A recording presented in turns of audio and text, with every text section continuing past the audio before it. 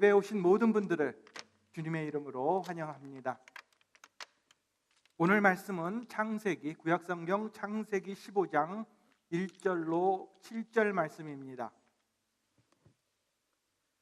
구약성경 창세기 15장 1절로 7절 말씀 함께 보시겠습니다. 이후에 여호와의 말씀이 환상 중에 아브라함에게 임하여 이르시되 아브라함아 두려워하지 말라. 나는 내 방패요 너의 지극히 큰 상급이니라. 아브라함이 이르되 주 여호와여 무엇을 내게 주시려 하나이까? 나는 자식이 없사오니 나의 상속자는 이 다메섹 사람 엘리에셀이니이다. 아브라함이 또 이르되 주께서 내게 씨를 주지 아니하셨으니 내 집에서 길린 자가 내 상속자가 될 것이니이다. 여호와의 말씀이 그에게 임하여 이르시되 그 사람이 내 상속자가 아니라 내 몸에서 날 자가 내 상속자가 되리라 하시고 그를 이끌고 밖으로 나아가 이르시되 하늘을 우러러 뭇별을 셀 수 있나 보라. 또 그에게 이르시되 내 자손이 이와 같으리라. 아브라함이 여호와를 믿으니 여호와께서 이를 그의 의로 여기시고 또 그에게 이르시되 나는 이 땅을 내게 주어 소유를 삼게 하려고 너를 갈대아인의 우르에서 이끌어낸 여호와니라. 아멘.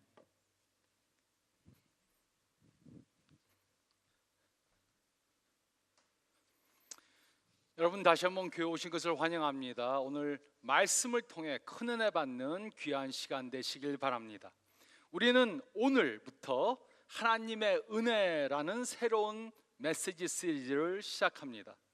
이번 시리즈 동안 우리는 하나님께서 우리를 향한 은혜에 대해, 하나님의 은혜에 대해 생각해 보겠습니다. 그리고 오늘은 선택된 은혜에 대해 생각해 보겠습니다. 사고를 쳐서 난장판이 된 곳을 청소해 보신 적이 있으십니까? 저는 냉장고에서 김치를 꺼내다가 김치병을 떨어뜨려서 부엌 바닥에 산산조각을 낸 적이 있었습니다. 유리병이 산산조각이 나서 사방으로 흩어졌습니다. 김치 국물이 사방에 튀었습니다. 김치 냄새가 온 집안에 가득했습니다. 이와 비슷한 경우를 당해보신 적이 있으십니까? 이럴 때 우리는 어떻게 해야 합니까? 집을 팔고 다른 집으로 이사 가야 합니까? 아닙니다. 우리는 한 구석에서부터 시작해서 차근차근 점차적으로 청소를 시작해야 합니다. 인간들이 지은 죄로 인해 하나님께서는 창조하신 이 세상을 보시고 몹시 슬퍼하셨습니다. 모든 것들이 다 죄로 물들었습니다. 거룩한 것이 하나도 남지 않았습니다. 그러나 하나님께서는 모든 것들을 다 멸망시키시지 않으셨습니다. 인간들을 다 버리시지도 않으셨습니다. 그 대신 하나님께서는 은혜가 없는 세상에 그의 은혜를 베풀어 주셨습니다. 하나님께서는 죄로 부패한 세상을 고치기로 결정하셨습니다. 그의 독생자를 보내셔서 죄와 죄의 능력을 무너뜨리고 죄인들을 구원시키기로 작정하셨습니다. 그리고 이 일을 한 사람을 택함으로 시작하셨습니다. 그 사람은 바로 아브라함이었습니다. 그래서 우리는 하나님의 선택을 통해 하나님의 은혜에 대한 다음에 세 가지 중요한 사실을 깨달을 수 있습니다. 우리가 이 아브라함의 이야기를 보니까 하나님의 선택을 통해 하나님의 은혜가 어떻게 보여졌는지 다음에 세 가지 중요한 사실을 깨달을 수 있습니다. 첫째로 저희가 읽은 말씀 가운데 1절부터 5절 말씀을 보면 우리는 하나님의 은혜로 선택되었음을 기억해야 합니다. 우리는 하나님의 은혜로 선택되었음을 기억해야 합니다. 하나님은 새로운 민족을 만들어서 그 민족을 통해 온 세상에 그의 은혜를 보여주시기로 계획하셨습니다. 그 민족은 온 세상에 하나님의 은혜를 전하는 메신저가 될 것입니다. 그리고 하나님은 이 일을 한 사람을 선택함으로 시작하셨습니다. 창세기 12장에 하나님께서는 아브라함에게 나타나셨습니다.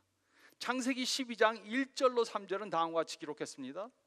여호와께서 아브라함에게 이르시되 너는 너의 고향과 친척과 아버지의 집을 떠나 내가 내게 보여줄 땅으로 가라. 내가 너로 큰 민족을 이루고 내게 복을 주어 내 이름을 창대하게 하리니 너는 복이 될지라. 너를 축복하는 자에게는 내가 복을 내리고 너를 저주하는 자에게는 내가 저주하리니 땅의 모든 족속이 너로 말미암아 복을 얻을 것이라.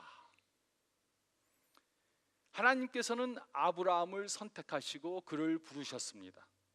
그때 아브라함의 나이는 70이 넘었습니다. 그의 아내도 나이가 많았습니다. 그들에게는 자녀가 없었습니다. 그들은 아기를 낳기에 너무 나이가 많았습니다.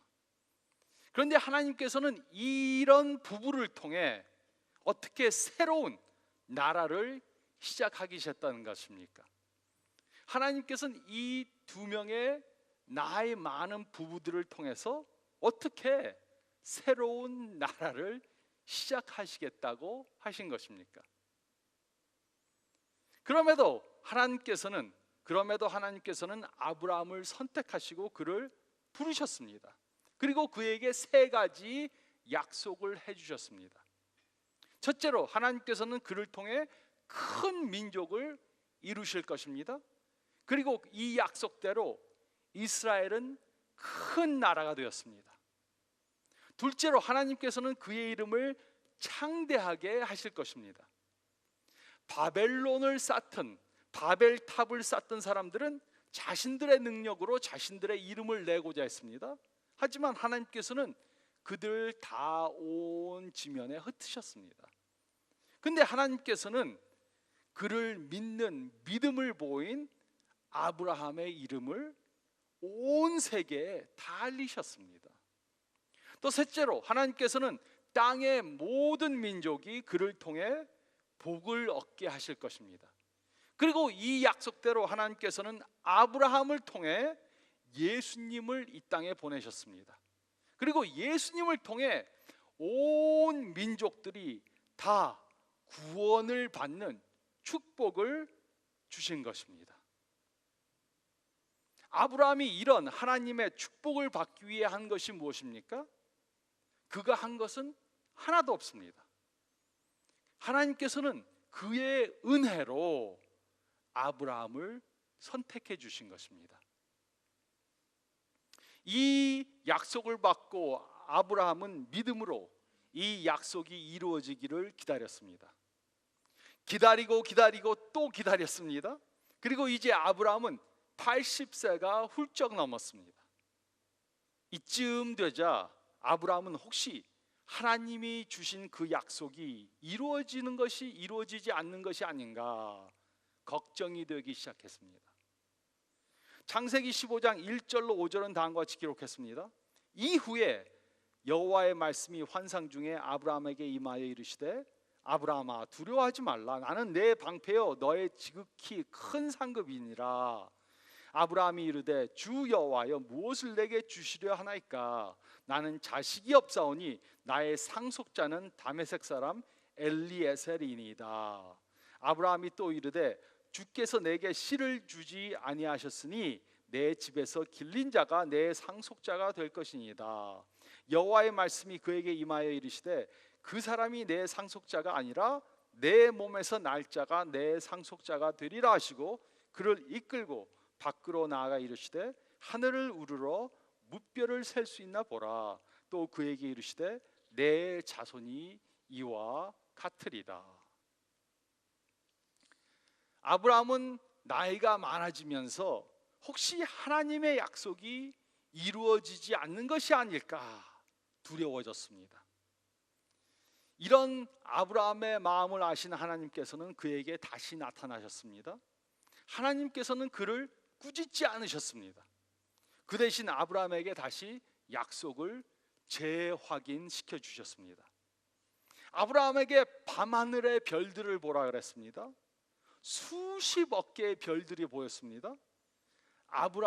하나님께서는 아브라함에게 너의 자손이 이 별들처럼 많게 될 것이다, 이렇게 약속해 주셨습니다.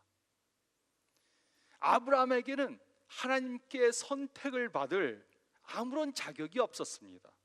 하지만 하나님께서는 그의 전적인 은혜로 아브라함을 선택해 주신 것입니다. 이것은 우리도 마찬가지입니다. 우리가 하나님의 자녀가 되기 위해 한 것이 무엇입니까? 우리에게 어떤 자격이 있어서 우리가 하나님의 자격이 된 것이 아닙니다. 우리는 아무것도 한 것이 없습니다.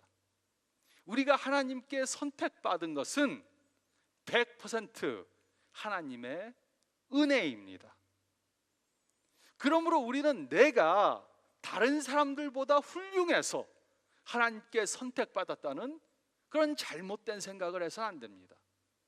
하나님이 나를 선택한 것은 내가 쓸만하시니까, 다른 사람보다 나으니까 선택을 받았다, 이렇게 잘못된 생각을 해서는 안 됩니다. 우리는 100% 하나님의 은혜로 선택받았음을 기억해야 합니다. 또 둘째로 저희가 읽은 말씀 가운데 6절 말씀을 보면 우리는 하나님의 은혜로 의롭다함을 받았음을 기억해야 합니다. 우리는 하나님의 은혜로 의롭다함을 받았음을 기억해야 합니다. 창세기 15장 6절은 다음과 같이 기록했습니다. 아브라함이 여호와를 믿으니 여호와께서 이를 그의 의로 여기시고, 하나님께서는 아브라함에게 그를 통해 만민들이 축복을 받는 그런 역사가 일어날 것이라고 약속해 주셨습니다. 그에게 많은 영적 자녀들을 주실 것을 약속해 주셨습니다. 이때 아브라함은 이 하나님의 약속을 믿었습니다. 물론 그는 이미 나이가 많았습니다. 아무런 물증도 없었습니다. 자녀가 없었습니다. 그러나 그는 하나님의 믿부심과 그의 능력을 믿었습니다. 그래서 그는 하나님의 약속을 믿은 것입니다. 이때 아주 중요한 일이 벌어졌습니다. 아브라함이 하나님의 약속을 믿자 하나님께서는 이를 그의 의로 여기셨습니다. 아브라함이 의로운 사람이라고 선포하신 것입니다. 이 사건은 십계명이 주어지기 훨씬 전에 있었던 사건입니다. 아브라함은 모세보다 훨씬 이전 사람이었습니다. 십계명은 모세 때 주어졌고, 모세가 태어나려면 아직도 많은 세월이 지나야 했습니다. 그런데 아브라함은 이 십계명을 받기 훨씬 전에 의롭다함을 받은 것입니다. 즉 다시 말하면 아브라함이 하나님께 의롭다함을 받은 것은 십계명을 지켜서가 아니고 하나님을 믿었기 때문이란 것입니다. 하나님의 약속대로 아브라함의 자손으로 예수님께서 이 세상에 오셨습니다. 그리고 세상의 모든 족속을 구원시키기 위해 예수님께서는 우리들의 죄를 지시고 십자가에 달려 돌아가셨습니다. 그러므로 우리도 이 사실을 믿기만 하면, 예수님이 바로 하나님께서 약속하신 그 메시아다 하는 것을 믿기만 하면 우리는 하나님 앞에서 의롭다함을 받을 수 있는 것입니다. 아브라함이 하나님의 약속을 믿음으로 의롭다함을 받은 것처럼 우리도 예수님께서 바로 하나님께서 약속하신 그 메시아다 하는 사실을 믿으면 하나님 앞에서 의롭다함을 받는 것입니다. 이것이 우리가 깨달아야 하는 중요한 진리입니다. 우리가 의롭다함을 받은 것은 하나님의 은혜 때문입니다. 우리가 율법을 지켜서가 아닙니다. 우리가 교회에 나오고 기도하고 헌금을 해서가 절대로 아닙니다. 그러면 왜 우리는 하나님의 명령을 따르고 선행을 해야 합니까? 우리가 하나님의 명령을 따르고 선행을 행하는 이유는 의롭다함을 받기 위해서가 아니고 우리는 이미 의롭다함을 받았기 때문입니다. 우리가 선행을 하는 것은 의롭다함을 받기 위해서가 아니고 의롭다함을 받았기 때문에 하나님을 따르는 삶을 사는 것입니다. 많은 사람들이 이 사실을 혼동합니다. 선행을 행하고 율법을 지켜야 의롭다함을 받을 수 있다면 우리는 율법을 따라서 그것을 행함으로 의롭다함을 받으려고 해야 합니다. 그리고 많은 사람들이 이렇게 잘못 생각하고 이렇게 살았습니다. 율법적으로 선행을 행하려고 했습니다. 이것이 바로 신약 시대 때 바리새인들이 한 것입니다. 이들은 율법을 지킴으로 의롭다함을 받으려고 했습니다. 하지만 이것은 완전히 잘못된 생각입니다. 우리는 의로운 삶을 산다고, 율법을 지킨다고, 선행을 한다고 의롭게 되는 것이 아니고 하나님의 약속을 믿음으로 의롭게 되는 것입니다. 그런데 또 이와 정반대로 잘못 믿는 사람들이 있습니다. 이런 사람들은 하나님의 은혜로 의롭다함을 받는다는 것을 머리로 이해합니다. 아, 내가 의롭다함을 받는 것은 선행을 해서가 아니고 율법을 지켜서가 아니고 하나님이 주시는 은혜로 의롭다함을 받은 것이다. 그리고 믿음으로 의롭다함을 받았다고 생각하면서 하나님의 명령을 무시하면서 삽니다. 나는 이미 의롭다함을 받았는데 그러니까 나는 아무렇게나 내 마음대로 살아야 되겠다.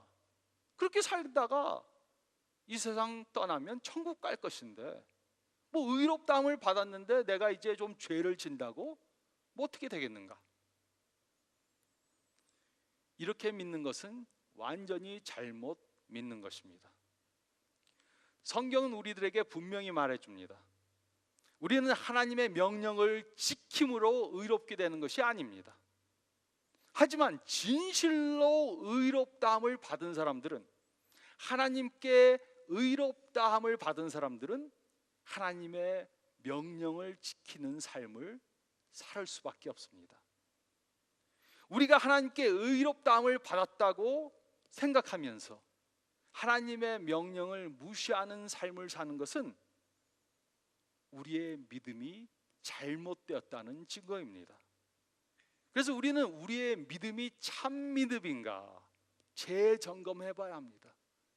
예수님을 믿었다, 나는 구원받았다 하면서 자기 마음대로 세상적으로 살며 하나님의 명령을 지키지 않는 삶을 사는 사람들은 자신들이 의롭다함을 받은 것이 정말인가 재점검해 봐야 한다는 것입니다. 우리는 아무것도 한 것이 없는데 예수님을 믿는 그 믿음 하나로 의롭다함을 받았습니다. 그래서 우리는 너무나도 감사하는 것입니다. 우리가 율법을 지킴으로 의롭다함을 받을 수가 도저히 없는데 하나님을 믿음으로, 하나님의 약속, 그 예수 그리스도를 믿음으로 의롭다함을 받았습니다. 그래서 우리는 너무나도 감사해야 합니다.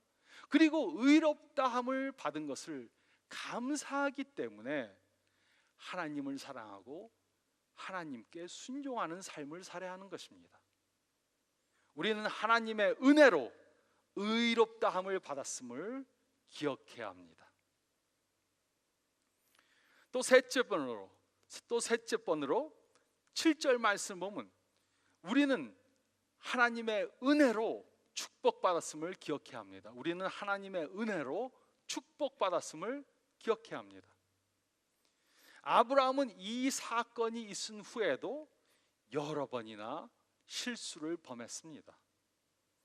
자녀를 주신다는 그 하나님의 약속을 끝까지 기다리지 못했습니다. 그래서 그는 그의 여종을 통해 이스마엘을 낳았습니다.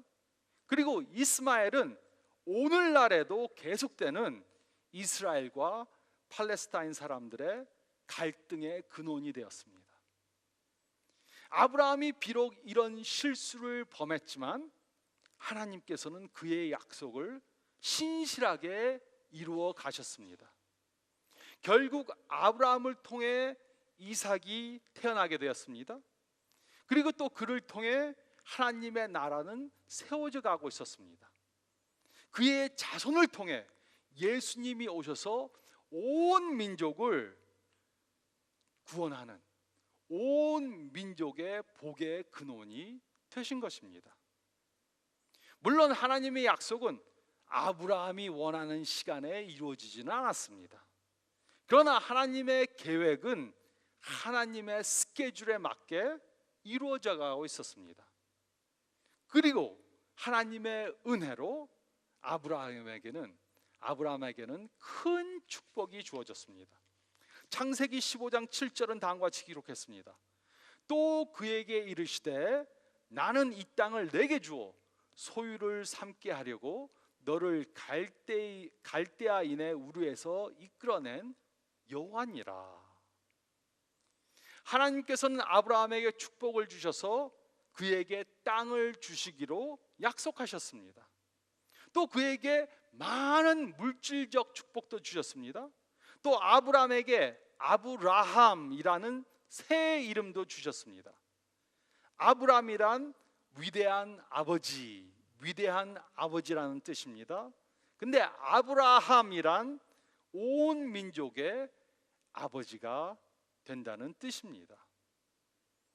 아브라함의 아들 이삭을 통해 예수님께서 태어나시고 예수님을 통해 온 민족이 구원받는 축복이 주어졌습니다.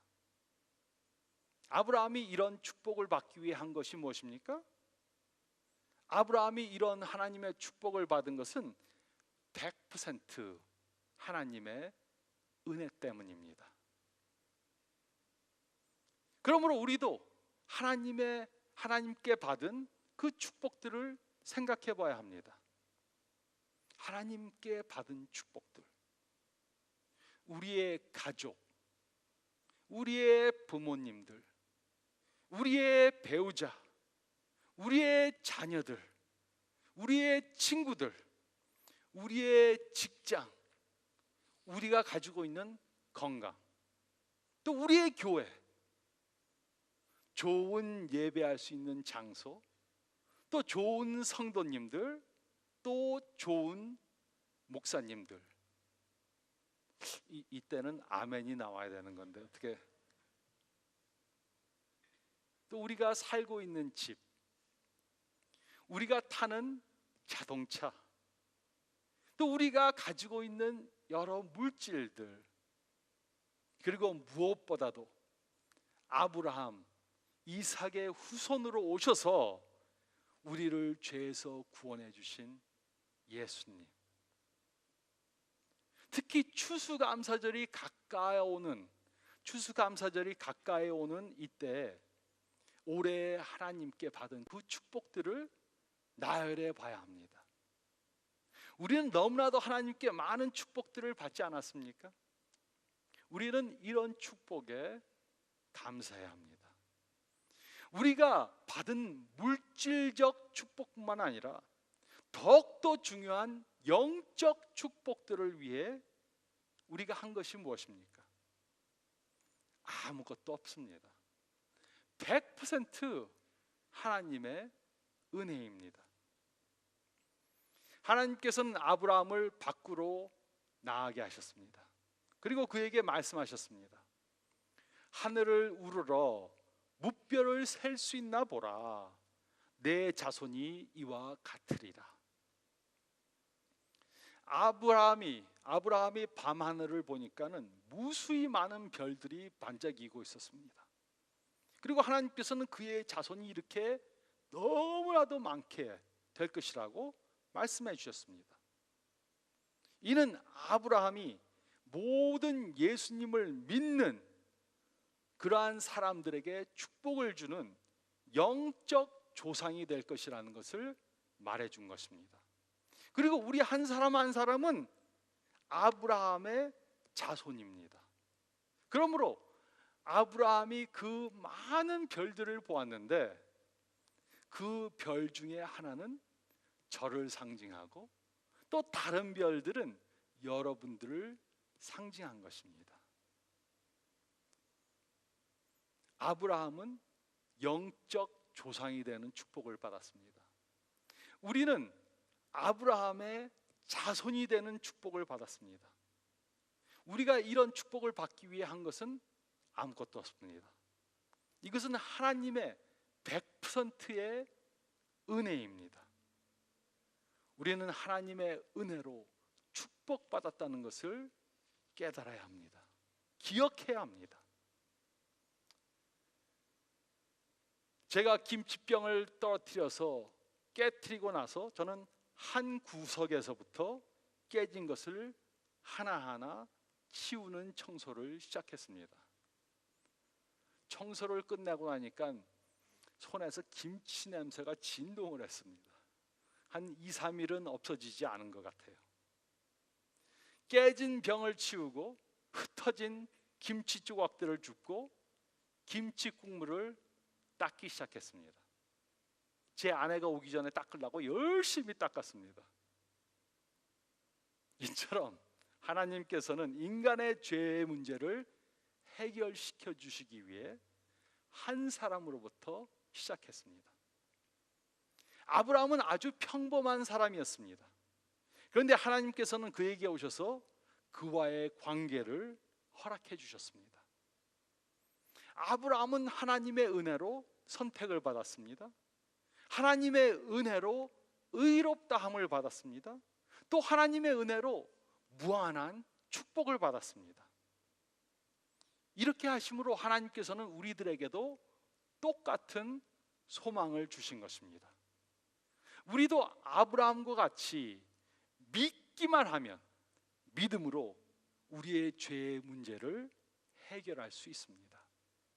우리의 죄의 문제는 선행을 함으로써가 아니라 하나님의 은혜로 해결될 수 있습니다. 우리는 아브라함의 자손이신 예수님을 통해 하나님과 화목하게 될 수 있습니다. 그리고 이야기는 아직도 끝나지 않았습니다. 이 이야기는 아직도 계속되고 있고 우리도 이 이야기의 한 부분이 되었습니다. 우리가 하나님께 선택받고 의롭다함을 받고 축복받은 것은 하나님의 은혜입니다. 그래서 우리는 이 은혜의 메시지를 믿어야 합니다. 확실히 믿어야 합니다. 내가 나된 것은 하나님의 은혜라. 내가 한 것은 아무것도 없다.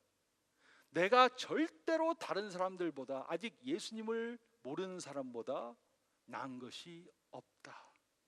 믿어야 합니다. 또 우리는 이 메시지, 이 은혜의 메시지에 감사해야 합니다. 내가 무엇을 해서가 아니고 하나님의 은혜로 의롭다함을 받았기 때문에 하나님께 감사해야 합니다. 또 우리는 이 은혜의 메시지를 전해야 합니다. 우리가 아직 예수님을 모르는 사람들을 이렇게 보면서 저 사람 진짜 못됐다 이렇게 혹시라도 생각되는 사람이 있어도 그 사람도 하나님의 은혜 때문에 구원함을 받고 의롭다함을 받을 수 있습니다. 그래서 우리는 이 은혜의 메시지를 아직 이 메시지를 모르는 분들한테 전해줘야 합니다.